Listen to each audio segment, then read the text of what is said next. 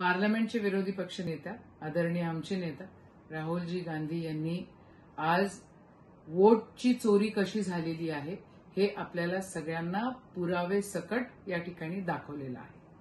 आता त्यांनी दाखवल्यानंतर भाजपच्या इकोसिस्टममध्ये सडो की पळो सारखी परिस्थिती झालेली आहे आणि सारी त्यांची इकोसिस्टम हे सिद्ध करण्यामध्ये लागलेली आहे की आम्ही चोरी नाही। आणि ज्याचं उत्तर निवडणूक आयोगाने द्यायला पाहिजे त्याचं उत्तर आता हे भाजपचे नेते देताना दिसत आहेत। खरं मामला तो गड़बड़ है और चोर के दाढ़ी में तिनका तो यहाँ पे दिख रहा है। अक्षरशः तुम्ही चोरी केली आहे वोटरची हे दिसत आहे। कशी बदमाशी केलेली आहे हेही त्या ठिकाणी सन्मान्य राहुल गांधींनी दाखवून दिलेलं आहे।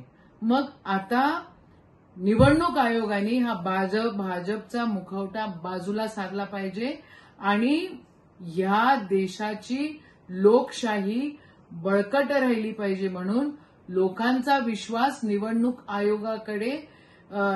आयोगावर राहिला पाहिजे म्हणून त्यांनी जे काय सन्मान्य राहुल गांधींनी या ठिकाणी तुम्हाला पुरावेनिशी सांगितलेलं आहे ते तुम्ही खरं काय आहे हे सांगा ना।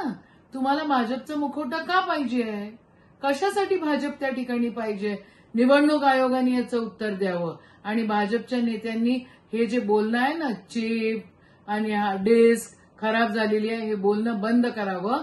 लोकशाही सोबत तुम्ही खेळ खंडोबा केलेला आहे। तुम्ही पार्लमेंटच्या इलेक्शनमध्ये पण केलं, तुम्ही हरियाणाच्या इलेक्शनमध्ये पण केलं, तुम्ही मध्य प्रदेशच्या इलेक्शनमध्ये पण केलं आणि तुम्ही महाराष्ट्राच्या इलेक्शनमध्ये पण खेळखंडोबा केलेला आहे। हा खेळखंडोबा काय आहे हे आता एक्सपोज झालेला आहे आणि तुमच्याकडे सत्य बोलण्याशिवाय दुसरा पर्याय नाही।